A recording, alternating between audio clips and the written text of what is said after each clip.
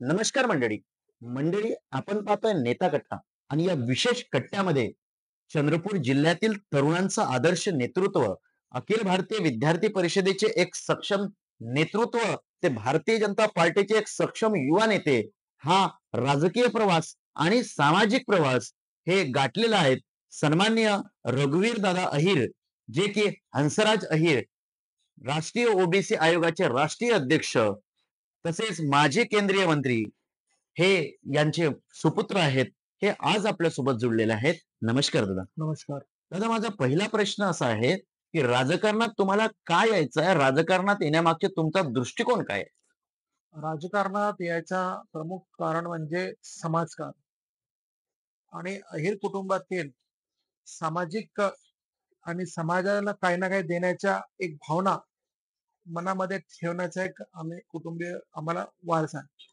आणि त्या कारण मी भारतीय जनता पार्टीच्या कार्यकर्ता म्हणून राजकारणात येऊन समाजकारण करण्यासाठी राजकारण हा एक माध्यम आहे. त्यामुळे आम्ही राजकारण करत आहोत. अच्छा. दादा, समाजकारण म्हणून तुम्ही राजकारणात येत आहे. म्हणजे तुमचा मूळ उद्देश राजकीय नेता झालो पाहिजे, नाही तर समाजकारण केलं पाहिजे. समाजातून आपण काहीतरी केलं पाहिजे. हा आहे दादा. समाजाला एकत्रित करण्यासाठी एखाद्या संस्थेच्या माध्यमातून किंवा एखाद्या पार्टीच्या माध्यमातून जर आपण एकत्र लोकांना करण्याचं जर आपण ध्येय बांधत असेल, जर कोणी त्याला समाजकारणी म्हणू शकतात किंवा त्याला राजकारणी म्हणू शकतात. अच्छा. कारण मुद्दे तर तेच आहे ना. हो. मुद्दे विद्यार्थीचे असो किंवा महिलांवरचे असो किंवा शेतकरीवरचे असो हं. किंवा रोजगारवरचे असो, मुद्दे तेच आहे. तेच आहे. त्याला आपण हँडल कसा करतो, हं, हं. ते एक प्रमुख कारण याच्यामध्ये. राजकारण हे एक चांगला, आपण त्याला प्लॅटफॉर्म म्हणून उपयोग करू शकतो. अच्छा. राजकारण हे काही म्हणजे रूल किंवा हे करण्यासाठी नाहीये. नाहीये. समाजातील आपण खालच्या घटकापर्यंत येऊन हं. त्यांना मदत करून देण्याच्या एक आपण त्याला एक आश्वासन देऊ शकतो, हं. की मी एक राजकीय नेतृत्वाखाली काम करत आहोत. हं. एक पार्टीच्या बॅनरखाली काम करत आहोत. त्या हं. पार्टीच्या कुठे ना कुठे त्यावर एक असर असतो. त्याला माहिती असतो किंवा एक, आता माझ्याकडे जे कुटुंबीय मला जे वारसा भेटला वडिलांकडून, ते त्यांना जे किंवा ते विश्वास त्याने जे जिंकलाय लोकांचा, ते उद्देशातून ते आम्हाला जुडतील. समाजकार्य पण होते, राजकारण पण. दादा, अखिल भारतीय विद्यार्थी परिषदेत आपण कार्य केलं. अखिल भारतीय विद्यार्थी परिषद विद्यार्थी चळवळीत कधी गेलात आणि कोणत्या वर्गापासून तुम्ही विद्यार्थी चळवळीला जुळलात? अखिल भारतीय विद्यार्थी परिषद हे माझ्या जीवनातला एक सर्वात चांगला एक प्लॅटफॉर्म होता. मला त्यामध्ये काम करण्याची संधी भेटली. ते कुठे ना कुठे स्वतःला सौभाग्यवान मानतो. विद्यार्थी परिषदेमध्ये का म्हणजे एक मोहीम संघ परिवारकडून एक सुरू झाली होती. स्वामी विवेकानंदाचं 150वी जयंती अच्छा. पूर्ण देशभरात होणार होती. अच्छा. पण त्या 2013 मध्ये. हं, हं. पण त्यासाठी एक योजना खाली विद्यार्थी परिषदेला एक कार्यालय देण्यात आलं होतं. ते आमच्या कॉम्प्लेक्स जेवढे कार्यालय होतं त्यांच्या, अच्छा. तिथे त्यांचा एक संपर्क कार्यालय होतं. स्वामी विवेकानंद 150वी जयंती शताब्दी महोत्सव. अच्छा. म्हणजे तर 150व्या त्या जयंतीनिमित्त. कार्यक्रमामध्ये आमच्या कॉम्प्लेक्स जवळ ते कार्यालय असल्यामुळे मी कॉम्प्लेक्समध्ये जाणं येणं सुरू होता आणि ते कार्यालय पण तिथेच होता. तिथे जात असताना तिथे काही लोक संपर्कात आले आणि स्वामीजी, छत्रपती शिवाजी महाराज, राजमाता जिजाऊ, झाशीची राणी, हं. त्या स्वातंत्र्यवीर सावरकर, भगतसिंग हे आपले थोर पुरुष आहे. यांना आपण आदर्श मानतो आणि यांच्या निगडीत काही कोणी कार्य करताना दिसला हं. तर आपल्याला इच्छा होते की आपण त्यांच्याशी जाऊन भेटावं, बोलावं, हं. की हे नेमकं काय करताय बा. हं, हं. त्या दृष्टिकोनात त्यांच्याशी संपर्क आला. हं, हं, हं. आणि मग मी घरी पण विचारलं की माझी इच्छा आहे विद्यार्थी परिषदेत काम करायची. तर म्हणजे म्हणला घरून की वडिलांनी काही सांगितलं का, की विद्यार्थी परिषदेत काम करा म्हणून? मी वडिलांना सांगितलं की माझी इच्छा आहे विद्यार्थी परिषदेमध्ये काम अच्छा. करायचं. तर मला हं. वडिलांना म्हणलं ठीक आहे. हं. एक कार्यकर्ता म्हणून आपण जर काही 2 गोष्टी शिकायला भेटत असेल, हं. तर त्या काही वाईट गोष्टी नाही आहे. हं. आणि वेगवेगळ्या आयामामध्ये जर आपण काम केलं, तर तेवढाच आपला एक बुद्धिमत्तेचा विकास होतो. अच्छा. आपल्याला जास्तीत जास्त त्या फील्डमधल्या लोकांना भेटायची संधी मिळते हं. आणि आपण कुठे ना कुठे आपल्या व्यक्ती निर्माण होतो. हं, त्या उद्देशनातून विद्यार्थी परिषदेचं काम सुरू झाला. ते करता करता मी नगर सहमंत्रीपासून तर प्रदेश सहमंत्रीपर्यंत हं. माझे हां, म्हणजे प्रवास कसा झाला. हं, मला त्यामध्ये अनेक लोकांचा साथ भेटला. अनेक जे वरिष्ठ होते, अखिल भारतीय स्तरापासून तर क्षेत्र स्तरापर्यंत लोकांनी काही ना काही आम्हाला गाईडलाईन केले. आम्ही त्या उद्देशनातून ते कामं केलं आणि स्वामी विवेकानंद हं. हे जे युवकांसाठी प्रेरणा आहे, अच्छा. हं, हे आम्ही विद्यार्थ्यामध्ये जाऊन, हं. आजच्या विद्यार्थ्यांमध्ये जाऊन आम्ही ते सांगण्याचा प्रयत्न केला. लोकांना अट्रॅक्ट केला. ए मध्ये अट्रॅक्ट केला. त्यांचे संघटन वाढण्याचं आम्ही कामं केला. या गोष्टी माझ्याकडून झाल्या, आमच्या टीमकडून झाल्या.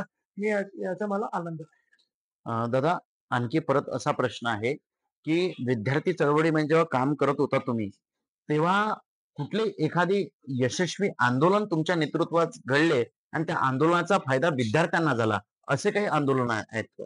एक आंदोलन आमचं झालं होतं 2016 मध्ये. अखिल भारतीय विद्यार्थी परिषदेने जे प्रांत कार्यालयातून ते आवाहन केलं होतं. हां, तर ते आवाहन केल्यावर आमच्या चंद्रपूर आणि गडचिरोली जिल्ह्याचे जे विद्यापीठ आहे, हां. गोंडवाना, गुणवंत. तिथे आम्हाला ते धडक मोठं न्यायचं होतं. अच्छा, काय मग विषय होता? हां, त्यामध्ये 52 मुद्दे होते टोटल हां, आणि वेगवेगळे म्हणजे अनेक त्याच्यामध्ये विषय होते. 2016 ची गोष्ट आहे. त्या काळातले आम्ही ते पूर्ण प्रश्न काढले. एक आठवड्यात आम्ही कामं केलं. मग आम्ही ते पूर्ण ज्ञापन तयार केला आणि मग आम्ही जर ते अ, जेव्हा ते आमची बैठक झाली तिथे हं, प्रांत कार्यालयामध्ये, त्यावेळी मला त्या मोर्चाचा प्रमुख कार्य भेटला होता. हां, मग ते पॅम्पलेट वाटपासून तर विद्यार्थ्यांना एकत्रित करणं आणि कॉर्नर मीटिंग घेऊन ते पूर्ण प्रश्न मांडणं हं. आणि मग त्या सर्वांना एकत्रित करून आम्ही त्या विद्यार्थी गोळा केले. अच्छा. चंद्रपूरलाही केले हं. आणि माझा एक मित्र होता त्याचा गडचिरोली दिलं होतं. त्यांनी गडचिरोलीमध्ये केले. सर आम्ही दोघे जिल्ह्याचे जे मोर्चा प्रमुख होता, आम्ही दोघांनी आपापलं काम केलं. हं, इकडून विद्यार्थी आम्ही तिकडे नेले. बसच्या माध्यमातून, ट्रकच्या माध्यमातून आम्ही नेले तिथे. तिथले काही पोरं आले, मुलं-मुली आले, विद्यार्थी-विद्यार्थिनी सर्व एकत्रित झाले. एक हं. 4,500-5,000 हं. विद्यार्थीचा ठळक मोर्चा आम्ही पूर्ण विद्यापीठ घेराव केला होता. अच्छा. मला वाटतंय की हे जे मोर्चा होता, हे इतिहासामध्ये पहिल्यांदा असं काही झालं असेल. 4,500-5,000 लोकांचा. विद्यार्थी एका वेळी हं. युनिव्हर्सिटीला घेराव केला. अच्छा. आणि त्यावेळी आमचे जे वरिष्ठ सहकारी होते त्यांचं ते त्यावेळी ते मार्गदर्शन झालं. माझे तिथे काही भाषण झालं. पण हे करत असताना विद्यार्थी परिषदेने जी ठाम भूमिका घेतली, हं, की आम्ही अ, त्यावेळी जे कुलगुरू होते, त्यांनी म्हणलं, की तुम्ही शिष्टमंडळ 5 जण आतमध्ये या. हं. आम्ही ते नाकारलं. आम्ही म्हणलं, "नाही, प्रश्न आमच्या 5 जणांचा नाही, एवढा विद्यार्थ्याला त्यांचा आहे. हो. तुम्ही त्यांच्यासाठी बाहेर या." हं, हं. थोडासा एक आक्रोश वातावरण होता, एक अच्छा. आक्रमक वातावरण ते होतं. सगळं तुमच्या नेतृत्वात हां, घडत होतं. माझ्या आणि माझे वरिष्ठ पण होते त्याच्यामध्ये. हो. मग ते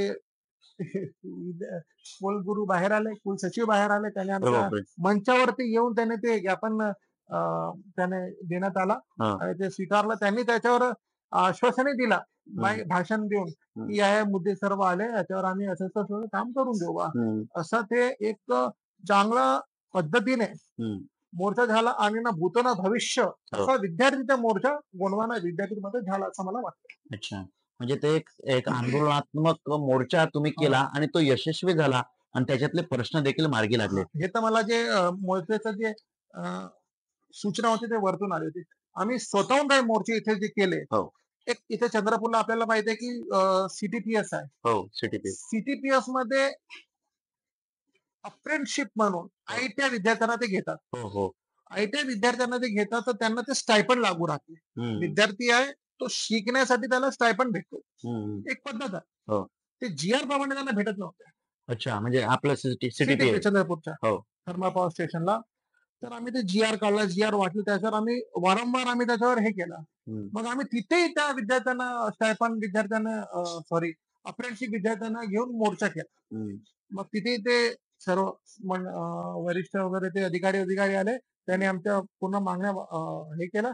मग आमचं स्वागतही झालं आमच्या परिषदवाल्या सर्व आमचे वरिष्ठ पासून मी सर्व आम्ही तिथे गेलो. तिथे भाषण वगैरे झालं. हं, त्याने आमचं स्वागत केलं बँड गाणं वाजवून आणि एक समाधान झाला, की त्यांना हो. ते एरियास पण भेटला आणि अच्छा. जी प्रमाणे त्यांना स्टायपेंड वाढवून भेटलं. अच्छा, म्हणजे तुम्ही म्हणजे विद्यार्थी कामगारासंदर्भातही मोर्चा हां, काढला आणि तो देखील यशस्वी केला. हां. आणि एक आम्ही परिषदेच्याच नाही तर आम्ही कमर्स स्पोर्टिंग क्लबच्या माध्यमातून अनेक मोर्चे केले. हो. एक आमचा मोर्चा होता. आम्ही 3 वर्ष ते सातत्याने चालवला. काय मुद्दा होता तो? चीनचे जे वस्तू येत होते मेड इन चायना मेड त्याचा इन चायना. विरोध हां, आणि ते नेमकं दिवाळीमध्ये ते मार्केटमध्ये यायचं. मार्केटमध्ये यायचं. तर आम्ही त्या विरोधी मोर्चा काढला. चिनी मालावर चीनी बहिष्कार. मालावर बहिष्कार. 3-4 वर्ष आम्ही ते मिरवणूक फिरवली. हं. नंतर मग आम्ही त्याचे बॅनर वगैरे लावले आणि त्याच्यावर आम्ही मेन विरोध केला लक्ष्मी बॉम्बवरचा. अच्छा. लक्ष्मी बॉम्बवर जे लक्ष्मी मातेच्या जे प्रती यायचं, हो, त्याचा आम्ही त्याच्यामध्ये विरोध केला हो. आणि असं आम्ही 3 वर्ष ते आंदोलन चालवलं. अच्छा. आणि आंदोलन भूमिका आमची दुसरी आम्ही कॉलेज स्तरापर्यंत हं, जे कॉलेजमध्ये जर असं वाटत आहे, की काही स्ट्रक्चरमध्ये हं, किंवा काही अननेसेसरी फीस घेत आहे हं. किंवा जे विद्यार्थीच्या युनिव्हर्सिटी क्रीडामध्ये ज्यांचं जे सिलेक्शन होतं, हो. त्यांना ते टी-ए-डी-ए भेटत नव्हतं. अच्छा. जे आता खेळाडी आहे, हो. ते त्यांचं थोडंसं बरोबर आहे. जास्ती राहते, भूक जास्ती राहते. हो, जेवण इंटेक जास्त हो. जेवण जास्ती राहतं, तर त्या हिशोबाने त्यांना ते भेटत नव्हतं. भेटत नव्हतं. त्याही विषयावर आम्ही तिथे युनिव्हर्सिटीमध्ये मोर्चा काढला अच्छा, आणि त्यांना ते टी-ए-डी आम्ही वाढवून देण्याचं काम केलं. अच्छा. म्हणजे विद्यार्थी चळवळी संदर्भात निगडीत जे मुद्दे होते, हं. ते हाताळून तुम्ही एकामुळे अनेक विद्यार्थ्यांना एक लाभ मिळवून दिला आणि त्या गोष्टीचा त्या विद्यार्थ्यांना फायदा झाला आणि परिणामतः ते मुलं हे त्या प्रश्नातून बाजूला झाले आणि त्यांचे प्रश्न ते सुटले. दादा, मला आणखी प्रश्न हे आहे, की अखिल भारतीय विद्यार्थी परिषदेलाच काय विद्यार्थ्यांनी जोडावं किंवा अखिल भारतीय विद्यार्थी परिषदेलाच तुम्ही का जोडले? याचं उत्तर. मी तुम्हाला सुरुवातीलाच म्हटलं, स्वामी विवेकानंदाच्या आणि सरस्वती मातेला ते वंदन करून, हं. बाबासाहेब आंबेडकरांना वंदन करून, छत्रपती शिवाजी महाराजांना वंदन करून, झाशीची राणीला वंदन करून, डॉक्टर हेडगेवार पासून तर गोलवलकर गुरुजींना ते वंदन करून, भारत मातेला वंदन करून, आपल्या भूमिका किंवा आपले राजकीय सुरुवात करण्याचं तर ते काम करत असेल, तर त्यामध्ये दुराचं नुकसान काय? हं. वाईट काय त्याचं? सर मग दुसरे जे हं, मी नाव नाही घेत कोणाचे. हं, दुसरे जे आहे ते एक पार्टीपर्यंत मर्यादित होते हं, किंवा एक ते विचारधारामध्येच ठेवायचं. हं, आपली जे मूळ विचारधारा आहे, हं, आपण जे मूळ विचारधारा आहे, त्या विचारधारेला जोडण्याचं हं, कार्य हं, जर एखाद्या प्लॅटफॉर्म माध्यमातून होत असेल, हं. तर ते मला चांगलं वाटतं. म्हणजे एक योग्य वाटतं. सर, या स्तरावर तुम्ही जे आंदोलनं केले, ज्या पद्धतीने तुम्ही युवकांना वेगवेगळे हक्क मिळवून दिले, सर त्याच पिरियडमध्ये तुमचे वडील देखील खासदार होते. 14 ते 19 या कालावधीमध्ये तुमचा अखिल भारतीय विद्यार्थी परिषदेत सहभाग झाला. तर सर वडील खासदार असताना असं वाटत होतं, की आपण आपण खासदाराचा मुलगा आहे आणि आपण एक चांगला राजेशाही थाटात जगलं पाहिजे. कशाला या चळवळीत हे यायचं? ज्यावेळी माझ्या वडिलांना माहीत पडलं, की आणि मी जेव्हा विचारलं, की मी परिषदेचं काम करतो, त्यामध्ये मला दायित्व प्राप्त आहे. हं, तर त्यांनी मला म्हटलं, की "ठीक आहे, कार्यकर्ता म्हणून ते मला पाहण्याचं." त्यानं मग ते सुरुवात केली, हं, की हा एक विद्यार्थी परिषदेचा कार्यकर्ता आहे. हं. त्या दृष्टिकोनातून त्यांनी मला बघितलं. पाहण्याच्या दृष्टीने. पाहण्याचं काम केलं. अच्छा. म्हणजे असं काही नव्हतं, की खासदाराचा मुलगा सामान्य मुलगा. म्हणजे ते कॉमन म्हणून तुम्ही कॉमन सर्वांमध्ये. कार्यकर्ता म्हणून मी स्वयंसेवक आहो, हं. मी परिषदेचा कार्यकर्ता आहो, त्या दृष्टिकोनातून त्यांनी मला बघितलं. मला असं अच्छा. वाटतं. खासदार साहेबांकडून काय मदत झाली त्या पिरियडमध्ये विद्यार्थी चळवळीला? विद्यार्थी चळवळीला त्यावेळी मदत म्हणजे काही गोष्ट म्हणजे आम्ही जे आंदोलन वगैरे केले, त्यामध्ये पोलिसांकडून आम्हाला त्रास होत होता हं, किंवा काही परमिशन नाही भेटत होत्या. हं, असा जे भाग होता, हं. त्यामध्ये आम्हाला मदत खासदार मिळाली. साहेबांनी हां, मदत मदत केली. केलेली आहे. सर माझा आणखी प्रश्न असा आहे, की विद्यार्थी चळवळीत काम करत असताना जेव्हा तुम्ही विद्यार्थी म्हणून काम करत होते, तेव्हा सामाजिक, राजकीय काही अनुभव तुम्हाला आले का त्या पिरियडमध्ये? सामाजिक राजकीय अनुभव म्हणजे तेच आपला एकतर आपण ज्या विचारधारेत काम करत आहोत, हं, ते विचारधारा कोणी दिली आहे? सर्वप्रथम आपण श्रद्धेय अटल बिहारी वाजपेयी, हं, श्यामाप्रसाद मुखर्जी, हं. दीनदयाल उपाध्याय यांची विचारधारेवर आपण अ, विचारधारा घेऊन चालणारे लोक आहोत. हं, मग त्यांनी काय सांगितलं आहे, हेही आपल्याला माहित पाहिजे. हं, एकात्मता मानववाद पासून हं, तर काश्मीर ते कन्याकुमारी हं. हा आपला एक संपूर्ण देश जिथं जागचा राष्ट्र आहे. हं, हा काही भूमीचा तुकडा नाहीये. तुकडा नाही. आणि इथे सर्व हं, जे आपल्या देशामध्ये राहणारे जे बांधव आहेत, हं, ते एका विचारधारेमध्ये त्यांनी येऊन आपण जे मुद्दे होते, हं, काश्मीरचा मुद्दा होता किंवा राम मंदिरचा मुद्दा होता. धारा 370 पासून हं, तर युनिफॉर्म सिव्हिल कोड हं, हे सर्व मुद्दे हं. आपण लोकांना सांगायचे. अच्छा. आणि आणि जिथे जिथे प्रवास व्हायचे तिथे तिथे आपण त्या लोकांना सर्व सांगायचं. हं, हं, हं.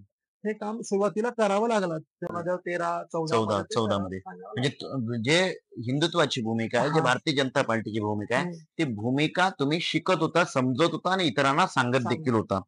सर क्रीडा क्षेत्रासंदर्भात तुमची विशेष रुची आहे. कारण कमल स्पोर्टिंग क्लब सुद्धा तुमचं आहे. त्या माध्यमातून तुम्ही युवकांना वेगवेगळे प्लॅटफॉर्म उपलब्ध करून देतात. हं. कमल स्पोर्टिंग क्लब चालू करण्यामागचा तुमचा दृष्टिकोन काय आहे? का बरं ते चालू करण्यात आलं? कमल स्पोर्टिंग क्लबनी यास सुरू केला. हे 2011 मध्ये ते सुरू केलं. हां. मी 2010 मध्ये मी अंडर 17 मध्ये, अंडर 19 मध्ये मी स्टेट चॅम्पियन झालो होतो पॉवर लिफ्टिंग. अच्छा लिफ्टिंगमध्ये हां, म्हणजे पॉवर लिफ्टिंग कुस्तीमध्ये, नाही, नाही पॉवर लिफ्टिंग. पॉवर लिफ्टिंगमध्ये. आणि त्याच बरोबर मी आखाड्यामध्ये पण जायचो. हो. आणि तिथल्या काही मला असं जाणवू आलं, की आपण इथे जे येत आहोत तिथे काही मुलांना गरज आहे. हं, हं. त्यांना म्हणजे कुस्ती खेळणारे असो, कबड्डी खेळणारे असो, यांच्यामध्ये जाऊन आपण यांना काय प्लॅटफॉर्म उभा करू देऊ शकतो, हं, हं. नाही का? मग हं. आपण त्यामध्ये काम करायला सुरुवात केली, की अच्छा. स्पोर्टिंग क्लब म्हणून आपण काय करू शकतो? हं, हं. कारण आपल्याकडे पोटेन्शियल खूप आहे. हो. चांगले खिलाडी आहेत, हं, चांगले शिकवणारे आहेत. हं. अ, चंद्रपूरमध्ये कुस्तीचं तर आहे, कबड्डीमध्ये आंतरराष्ट्रीय खिलाडी आहेत. अच्छा. अनेक असे आमचे जवळचे आहेत, हं, ते हं. आमच्या सोबत काम करतात, आमचे मार्गदर्शक म्हणून काम करतात. आणि म्हणून आम्ही तर कुस्तीचे कार्यक्रम घेणं, मग त्यांना काही किट वगैरे देता आली का? किंवा त्यांच्याकडून काही म्हणजे जर आपण एखादा कार्यक्रम अरेंज केला, हं, तर त्यांना ते एक प्लॅटफॉर्म भेटते. हं, आपण एखादा टुर्नामेंट घेतला, तर त्यांना खेळायला भेटते. हं. असं मग आपण ते सुरुवात केली. अच्छा. समाज स्पोर्टिंग क्लबच्या माध्यमातून. म्हणजे युवकांच कबड्डी, कुस्ती, हं, क्रिकेट हं. आणि यासोबतच मी कमल फुटबॉल क्लब देखील चालवला. अच्छा. कमल फुटबॉल क्लबच्या माध्यमातून आम्ही 70 मुलांना निशुल्क फुटबॉल ट्रेनिंग दिली होती. अच्छा हे कमल नाव कुठून आलेलं आहे? कमल हे आमचं मला वाटतं आपल्या विचारधारेचं नाव आहे कमल. हां, कमल म्हणून त्या हे झालं. कमल. म्हणजे कमळ, कमल असं आहे ते की हां, कमल आहे फक्त? तेच आपलं कमल लोटस. हां, लोटस. अच्छा म्हणजे ते लोटसचंच तुम्ही त्याला हां, नाव दिलं आहे. कमल. म्हणजे दादा आणखी मला हे विचारायचं की हे कमल स्पोर्टिंग क्लबच्या माध्यमातून अनेक युवक तुमच्याशी जुळलेले असेल. ते युवक तुमच्याशी जुळलेले असताना तुमच्याकडून ते काय अपेक्षा ठेवतात युवक किंवा युवकांची काय सध्याची भूमिका काय असली पाहिजे युवकांची? हे बरेचसे युवक यासाठी जुडतात, की त्यांना एक चांगला प्लॅटफॉर्म पाहिजे आहे. हं, हं, आणि बरेचसे लोकं ज्यांना जे गरजू आहे, हं, ते आपल्याला सहजपणे आपल्याकडे ते त्याची समस्या मांडू शकतात. हं, हं, मग आपल्याकडे माध्यम आहे. आपण जर आई साहेबांकडून आपण त्यांना काही मदत करू देऊ शकलो असतो. हं, व अनेक आपले असे त्यावेळी काम करणारे लोक होते. आताही आम्हाला मदत करणारे लोक आहे, की हं. आम्ही त्यांच्याकडे गेलं तर ते आम्हाला मदत करतील. मदत करतात. असे तुमचा आवडता खेळ कोणता? माझा आवडता खेळ कुस्ती आहे. अच्छा. कुस्ती म्हणजे आम्हाला कुस्ती ही सांगली जिल्ह्यात प्रचंड पाहायला मिळते. म्हणजे सांगलीमध्ये डबल केसरी, टिबल केसरी, केसरी सगळे हे आहे. तर विदर्भात असून कुस्तीची आवड कशी निर्माण झाली? पहिलवानकी विदर्भात फार जास्त चालत हां. नाही. नाही पैलवानकी विदर्भामध्ये चंद्रपूरला चांगले गुरु आहेत त्याचे. अच्छा. शिकवणारे चांगले आहे. हां, आणि विदर्भाचे आपले 2-4 चांगले पहिला विदर्भ केसरी आपले तिरथरजी आहे. हां. आपले माजी खासदार तळस साहेब आहेत. तळस साहेब. रामदासजी तळस. हां, बरेचसे लोक हां, हां. आणि त्यांना ते तर आहेच. आणि कुस्तीच्या आखाड्यामध्ये मी पॉवर लिफ्टिंगची प्रॅक्टिस करत होतो. अच्छा, म्हणून मला ते कुस्तीची पण आवड आहे, पॉवर लिफ्टिंगची पण आवड आहे. अच्छा. दादा आता थोडासा राजकीय प्रश्न घेऊ. दादा, राजकारणात तुम्ही उतरलात, राजकारणात तुम्ही काम करता. दादा, जिल्ह्यासंदर्भात तुमच्याकडे विजन काय आहे? जे लोकांनी स्वीकारलं पाहिजे आणि लोकांच्या हिताचं असेल, असं विजन तुमच्याकडे काय आहे चंद्रपूर संदर्भात? हे चंद्रपूरला नोकऱ्या भरपूर आहे. हां, पण कुठेतरी काही उद्योग कंपनीवाले स्थानिकांना कमी इम्पॉर्टन्स प्राधान्य. देतात, प्राधान्य देतात. हं, त्यामुळे आम्ही वारंवार त्यांना ते मीटिंग घेणं आणि वारंवार त्यांच्याकडे जाऊन जाऊन त्यांना आम्ही हं. ते कंपल्सरी करायला लावलंय, की 80% तुम्हाला हे घ्यावं लागणार. घ्यावं लागेल. आणि त्यासाठी आम्ही अहिर साहेबांच्या माध्यमातून बरेचसे लेबर कमिशन पासून तर वेगवेगळे आम्ही मिटिंगा ते घेऊन त्यांना ते बाध्य केलं आहे. हं, हं, आणि जे तुम्ही बाहेरचे जे आणत आहे, हं, ठीक आहे, स्किल लेबर असेल किंवा कोणत्या एखाद्या मोटर चालवणारा वगैरे वगैरे विषय असू शकतील. हं, तर ते पोलीस व्हेरिफिकेशन त्यांचं व्यवस्थित झालं पाहिजे. हं. नाहीतर असं नाही की ते दुसऱ्या स्टेट येऊन इकडे काही येऊन काही क्राईम करेल, हां, ते आम्ही ते खपवून घेणार नाही. नाही. आणि इथे चंद्रपूरला मोठ्या प्रमाणे माईन्स आहे. हं, माईन्स मध्ये पण जे कामगार वगैरे आहे, हं. तिथे आपले लोक काम करत आहे. बीजेवाल्यांच्या आपला कामगार मोर्चापासून ते काम कामगार. करत हां, आहे. हो. बीजेपीचा नाही कोणता होता? भारतीय कामगार. भारतीय कामगारकडून ते काम करतात. त्यांना काही वेगवेगळ्या टप्प्याने आपण काही मदत करू शकतो का? अच्छा. कॉलनीमध्ये जाऊन त्यांना काही वगैरे वगैरे विषय राहते ते हं, आपण सोडवू शकतो का? हं, पोल्युशनचा विषय आहे. हं, पोल्युशन विषयी काही करू शकतो का? हं, आणि चंद्रपूरला मेन म्हणजे आता सध्याच्या याच्यात रस्त्यामुळे खूप लोक त्रस्त होऊन आहे. हं. पुन्हा रस्त्याचा थोडासा हे नवीन पाईपलाईन वगैरे ते सुरू आहे. हां. ते थोडासा लवकरात लवकर झाला अच्छा, पाहिजे. झाला पाहिजे. आणि यानंतर जर कधी असा प्रसंग पडू नये, की झालेला रोडला फोडावाची गरज पडावी, हां. असं झाला नाही पाहिजे. हं, हं. यासाठी आम्ही मागच्या आठवड्यामध्ये पण कमिशनरला जाऊन आम्ही पत्र दिलं आहे. आणि तुम्ही ते गड्डे केले ते लवकरात लवकर विजवा. शहरामधली गोष्ट सांगतो.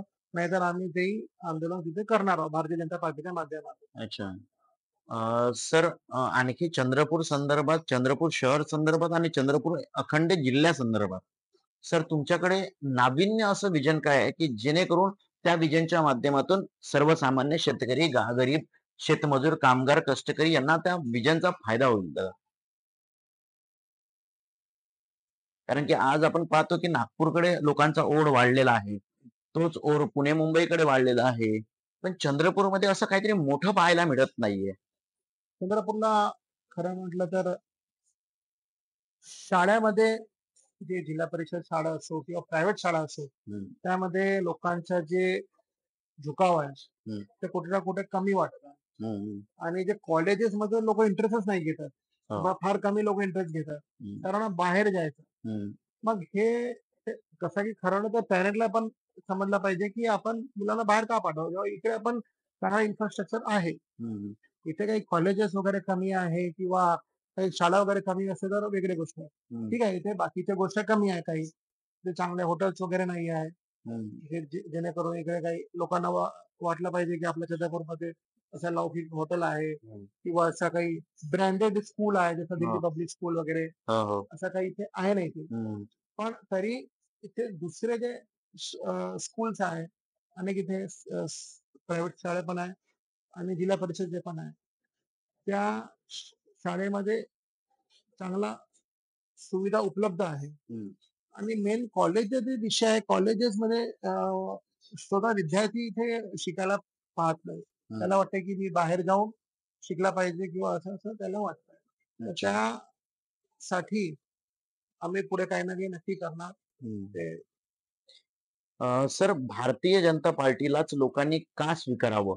बाकी इतर पक्ष आहे, काँग्रेस आहे, राष्ट्रवादी आहे, शिवसेना आहे, मनसे आहे, त्याच्यानंतर BRS आहे, प्रहार आहे, भारतीय जनता वंचित आहे. भारतीय जनता पार्टीमध्ये पार्टीच का? कसं आहे, की सामान्य कुटुंबातला कार्यकर्ता हा मोठ्या पदावर जाऊ शकतो. हं, सामान्य कुटुंबातला व्यक्ती हा मोठी इलेक्शन लढवू शकतो. हं, सामान्य कुटुंबात जमलेल्या माणसाला इथे महत्व कार्यकर्ता म्हणूनही देत आहे, एखादी नेता उदाहरण म्हणूनही देत आहे. एखादी उदाहरण? एखादा आता इथे बरेचसे उदाहरण आहे. चंद्रपूरचं घेतलं तर थोडासा एखादा टार्गेट केलं तर आपले देशाचे भूतपूर्व प्रधानमंत्री अटलजी हो. ते सामान्य कुटुंबातले होते. हं, संघाचे प्रचारक होते. हं, जनसंघाचे नेता झाले. भारतीय जनता पार्टीची स्थापना केली. हं. आज ते अमर होऊन आहे. हो. अटल आहे. हं, त्यांनी जे त्यांचा एक प्रवास बघितला तर ते आणि त्या काळातला प्रवास बघितला, तेव्हा पार्टीचे 2 खासदार आले. हं. त्यापासून त्यांनी जी सुरुवात केली, एक तर सामान्य कुटुंबापासून तर पार्टीची सुरुवात आणि 2 खासदार पासून तर सत्ताची सुरुवात त्यांनी जे केली. मोठं उदाहरण आपल्याकडे आहे. अच्छा. सर, राजकारणातील तुमचं आदर्श व्यक्तिमत्व कोण? आदर्श तुमचं प्रेरणास्थान कोण? राजकारणातील आमचे आदर्श स्थान जे आमच्या पासून आम्ही जे पाहत आलो, ज्यांनी वडिलांनी आम्हाला जे शिकवलं, हं, ते आमचे आदर्श. अटलजींना आम्ही आदर्श मानतो. बाळासाहेब ठाकरेंना आम्ही आदर्श मानतो. वर्तमान प्रधानमंत्री विश्वगौरव मोदीजी आमच्या आदर्श आहे, हं, प्रेरणास्थान आहे. हं, आणि राज्यातले नेते म्हटले तर फडणवीस साहेब ज्या पद्धतीने बारीक बारीक गोष्टीवर लक्ष घालून जे काम करताय, त्यांच्या प्रत्येक भाषणामध्ये जे बारकाई आली आहे, ते त्यांचे विजन दिसून येते हं. आणि ते त्यांचे बोलण्यामध्ये जे लोक कन्व्हिन्स होतात, ते आमचे आदर्श. अच्छा. सर, शेतकऱ्यांसंदर्भात तुमची भूमिका काय आहे? शेतकरी हे आपल्या देशाचे पोशिंदा आहे. हं, त्यांना जर 24 तास पाणी आणि 24 तास वीज भेटली तर त्यांना मला वाटते की कर्ज घ्यायची पण गरज पडणार नाही. आणि त्यांचं जे उत्पादकाला जे भाव आहे, हं, त्या भावाला घेऊन केंद्र सरकार, राज्य सरकार यांनी व्यवस्थितपणे निर्णय घ्यावा. काही मुद्दे देशामध्ये चालत राहतील, पण आपण जे केलं पाहिजे, पाणी, बिजली हे ज्या मूलभूत सुविधा जर दिल्या, तर त्यांनाही कुठे ना कुठे लाभ होईल. अच्छा. सर, आणखी विषय आहे महिलांसंदर्भात सर तुमची भूमिका काय? महिलांविषयी महिला हे समाजामध्ये त्यांना चांगलं स्थान मिळावं. हं, समाजपासून तर कुटुंबापर्यंत हं, त्यांच्या मोठा योगदान आहे. हं, Yes. आणि महिलांना महिलांनी उद्योग मध्ये पण यावं, विद्यार्थी क्षेत्रामध्ये यावं, कामगार क्षेत्रामध्ये काम करावं आणि राजकारणात सामाजिक क्षेत्रामध्ये काम करावं असे महिलांना मत आहे. सर, कामगारांसंदर्भात तुमची भूमिका काय आहे? कामगार हा इंजन सारखा काम करतो हं, कोणत्याही कंपनीमध्ये. हं, कंपनीमध्ये काम करत असताना कंपनीचे जे मुद्दे आहेत, कंपनीमध्ये काम करत असताना कंपनीला जे हवी अशी जे काम ते करतात आणि जर ते काम करताय तर त्याला चांगल्या पद्धतीने विमा भेटला पाहिजे. हं, आणि ते सुरक्षेचं त्यांना एक हे राहिलं पाहिजे, विश्वास. हं.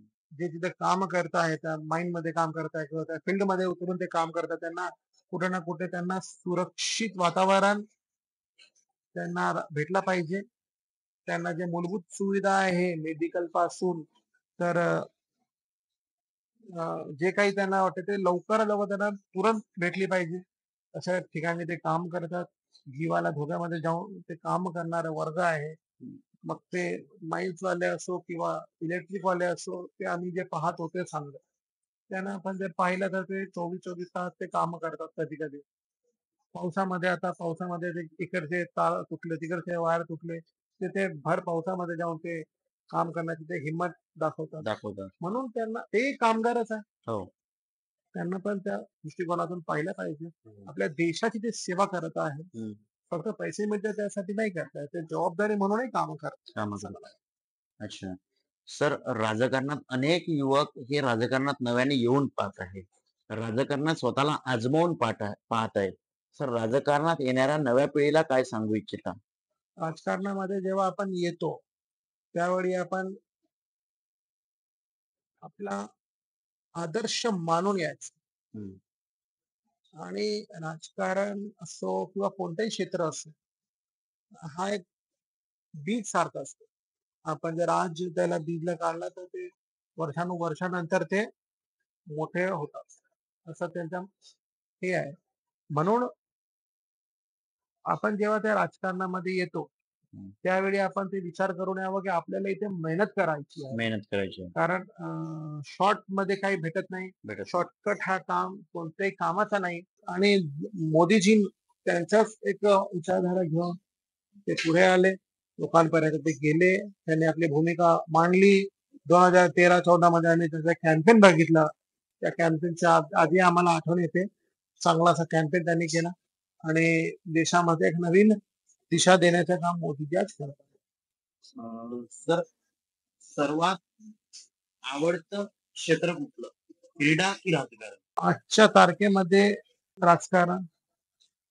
कारण राजकारणामध्ये मला वाटते की आपण ज्या विचारधारा घेऊन चालत आहोत, त्या विचारधारेच्याच गरज आहे. सर, 2 पैकी एक निवडा घरात काय निवडणार? कुटुंब की पक्ष? मोदीजींनी जे म्हटलंय ते कुटुंब हा पक्ष आहे, पक्ष हा कुटुंब आहे. अर्थातच हे होते सन्माननीय रघुवीर दादा अहिर, जे की भारतीय जनता पार्टीचे प्रदेश उपाध्यक्ष म्हणून कार्यरत आहेत आणि ज्यांच्या नेतृत्वात चंद्रपूरमधला युवा हे आशेचं किरण घेऊन बघताय उद्याचं नवं नेतृत्व यांच्या माध्यमातून निर्माण झालं पाहिजे आणि चंद्रपूरच्या विकासात्मक धोरणासाठी ते नेतृत्व कार्य केलं पाहिजे हे अनेकांना वाटतं. ते सन्माननीय रघुवीर दादा अहिर हे आज आमच्यासोबत जोडलेले होते. सबस्क्राईब करा आणि नेता कट्टा अशाच नवनवीन मुलाखतीसाठी पाहत राहा. धन्यवाद.